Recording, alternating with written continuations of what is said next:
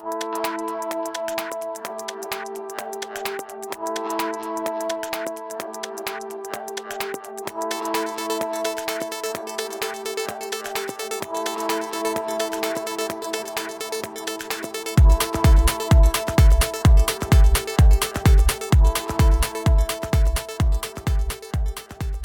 latest book on the shelf is called The Good Nurse. Charles Graeber joins us this morning to talk about this. It's a true story of medicine, madness, and murder.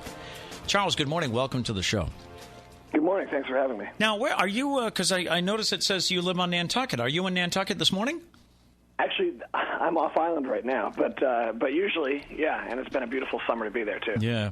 So, Charles Graeber, I understand you spent many childhood hours in hospitals, not because you were sick, but your dad was a physician. So did that kind of lead you into this story?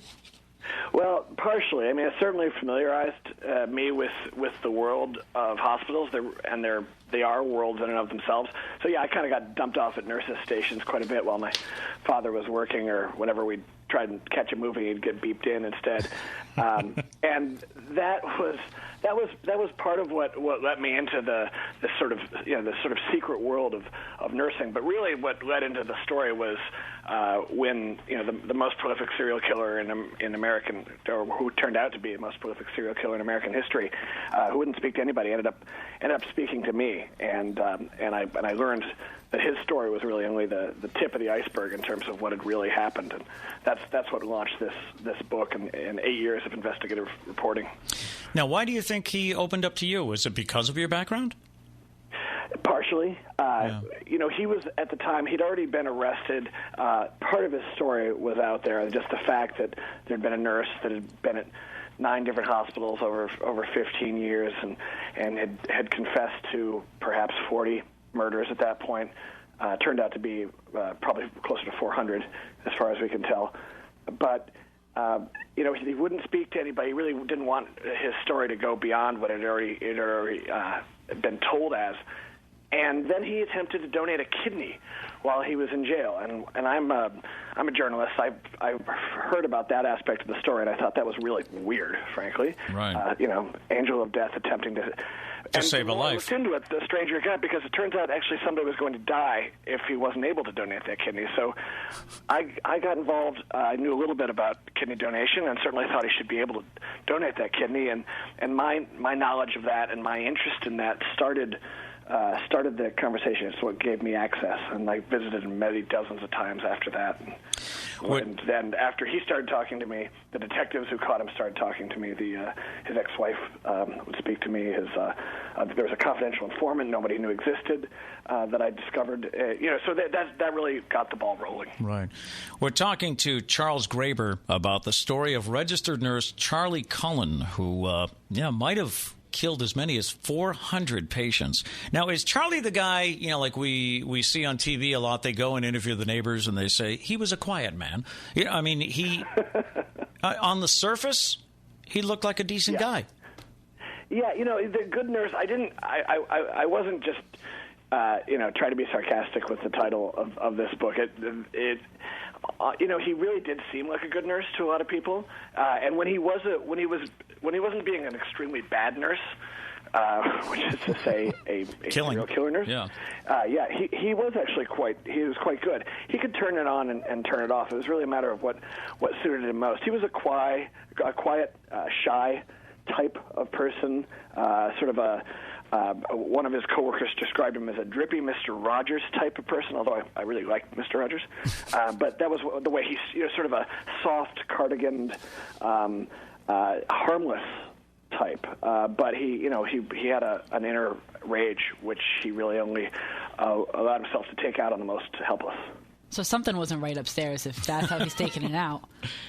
Yeah, I think that's absolutely right. But the thing is that he's not clinically crazy. He made choices, and he murdered because he could, and because it worked for him, and it gave him something that he wasn't getting anywhere else, and he didn't see the downside the way you and I see the downside.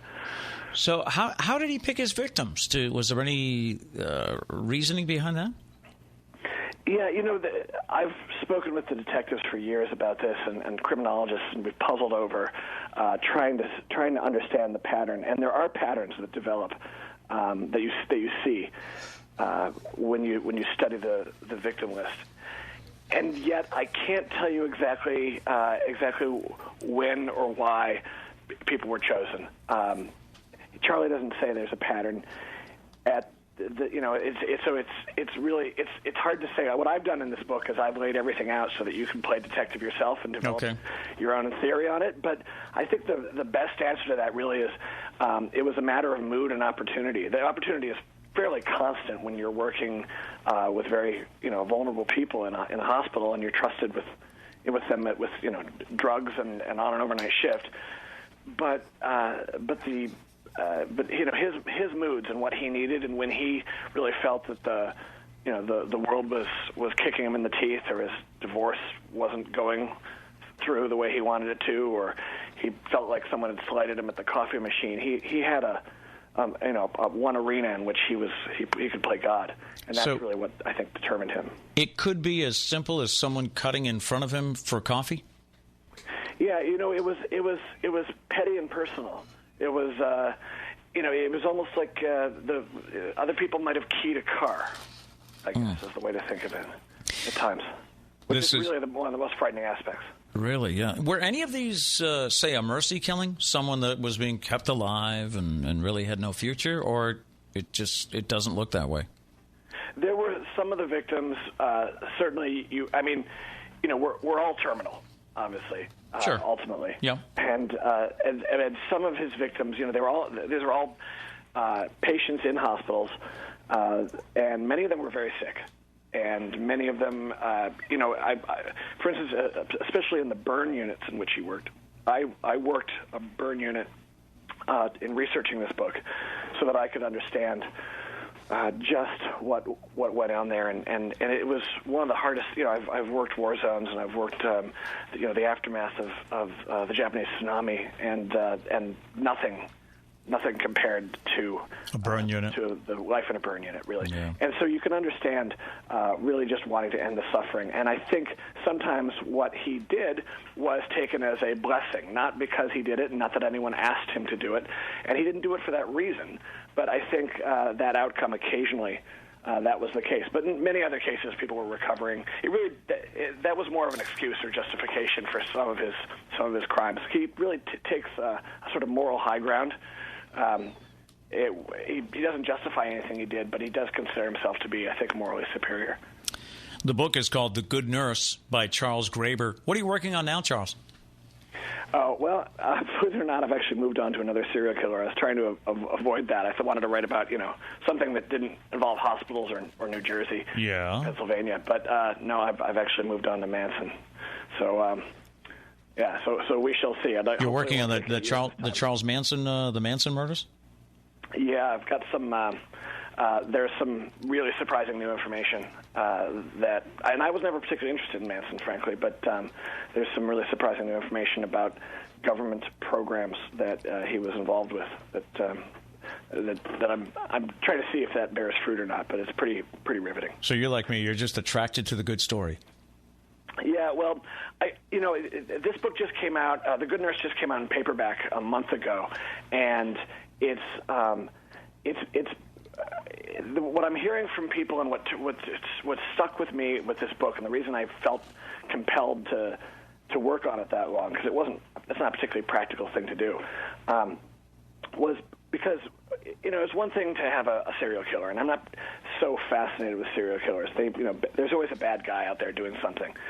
But what was more interesting was that one guy was in jail, but pretty much everyone else in the hospital administration that moved him on from place to place to place, oftentimes after he'd been essentially caught as a serial killer or doing very bad things within their units. And all of those people, instead of going to jail, were promoted.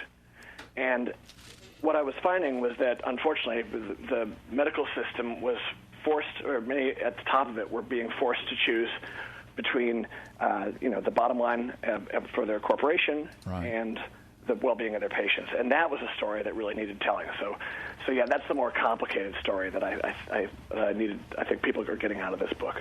Charles, thanks for being with us. The book is The Good Nurse, now out in paperback, and I look forward to talking to you again. Thank you very much. All right. Good to be here.